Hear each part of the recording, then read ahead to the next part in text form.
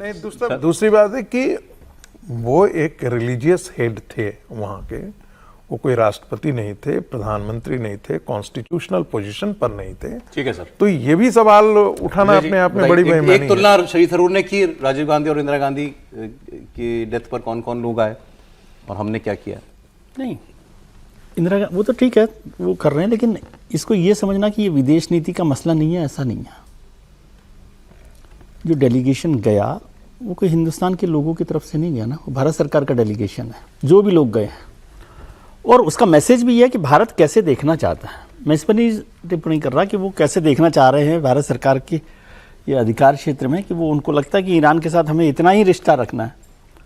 और इसको मैं नजम सेठी, ये हमने क्लियर किया है, नजम सेठी के हिसाब से भी सहमत नहीं हूँ कि वो अमेरिका और इजराइल के कैंप में आ गया है, ये नहीं हो रहा। लेकिन ये उन्होंने साफ कर दिया कि हम ईरान के साथ कैसा रिश्ता रखना चाहते हैं, या हम कितना रिश्ता रखना चाहते हैं, ये तो इससे साफ हुआ है। और ये बात कहना मतलब ये, इसको एक तो समझना चाहिए विदेश नीति का हिस्सा है। ठीक है, इसको ये समझना कि नहीं ऐसे ही हो गया। वो वहाँ पर रिलीजियस लीडर खमेनी और खामनी दोनों बड़े लीडर हैं वहाँ के। और लीडर क्या होता है, पोप में है वेटिकन में। अभी जब पिछली बार वेटिकन में पोप साहब की डेथ हुई तो द्रौपदी मुर्मू राष्ट्रपति हैं, वो गई थी उस डेलीगेशन में, वो भी रिलीजियस लीडर है। इसलिए इसको है, एक लाइन से बोल लीजिएगा, रिलीजियस हेड भी है और पॉलिटिकल हेड भी है। तो ये, लेकिन इसको ये कहना, ये नजरअंदाज करना कि ये विदेश नीति का हिस्सा नहीं है, ये विदेश नीति का हिस्सा है। और विदेश नीति में सरकार ने सोचा कि हमें ऐसे रिप्रेजेंट करना है। तो हमारा मैसेज क्या था कि ईरान से हमारे रिश्ते हैं, हाँ, लेकिन लिमिटेड स्कोप में। ये इसका मैसेज है। आप नारे देखिए जरा एक मिनट, समीर जी वहां क्या लग रहे थे। और इसके बाद किसी को लगता है सर दो बातें।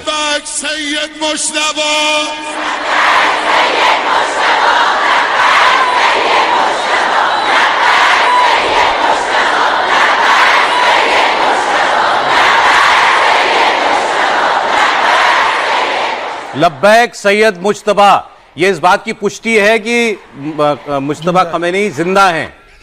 लब्बैक का मतलब हुआ हम हाजिर हैं, हम हाजिर। तो मुज्तबा खमेनी हम हाजिर हैं, ये वहां के लोग नारे लगाने। फिर सुनिए एक बार।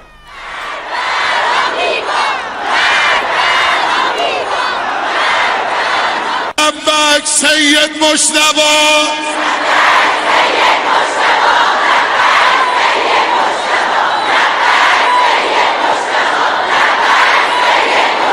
अब जरा दूसरा नारा भी सुन लीजिए, अमेरिका की मौत के नारे फिर गूंजे।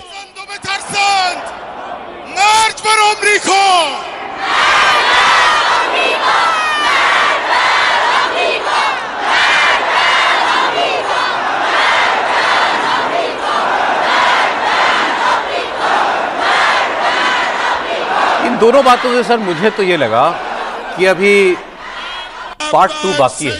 जो कुछ हुआ है अमेरिका और इजराइल के बीच में, अमेरिका और ईरान के बीच में, मुस्तफा खमेनी जीवित है और ये सेंटिमेंट है। देखिए, आज ईरान में इतना दर्द और दुख का माहौल है और अमेरिका में आज खुशी का माहौल है। 250 साल अमेरिका के संताप हो गए और आज वो बड़ा उत्सव मना रहा है। और आज जो ट्रम्प का जो बयान आया है कि मैं चाहता तो आज ईरान की पूरी लीडरशिप को खत्म कर देता, इकट्ठे हो गए, उनको सबको खत्म कर देता मैं, लेकिन मैंने ऐसा इसलिए नहीं किया कि अगर सब मारे जाएंगे तो बातचीत किससे करूंगा, और मैंने उनको मोहलत दी है। तो इस तरीके से ट्रम्प का बयान देना कि भाई आप वो अपने सर्वोच्च धार्मिक लीडर के लिए जिस तरीके से शोक में है, और आप ये बयान दो कि मैं पूरी लीडरशिप को आज खत्म कर सकता था, मैंने 7 दिन को उनको मोहलत दी है।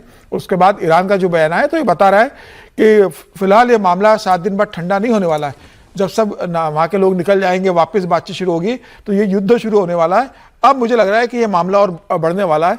अब भले वो कहे कि मुस्तफा अभी जिंदा है, लेकिन मुस्तफा भी कह रहे होगा कि इस हालत में जिंदा रहने से बेहतर कि मैं मर जाता। शरीर का कौन सा हिस्सा बचा नहीं है, शरीर इस लायक है, चलने लायक है नहीं है, शरीर में सिर्फ सांसें है, आगे पता नहीं ना सर वो स्थिति में नहीं है, बहुत अच्छी स्थिति में होते हैं। तो आज कम से कम सामने आते हैं ना सर।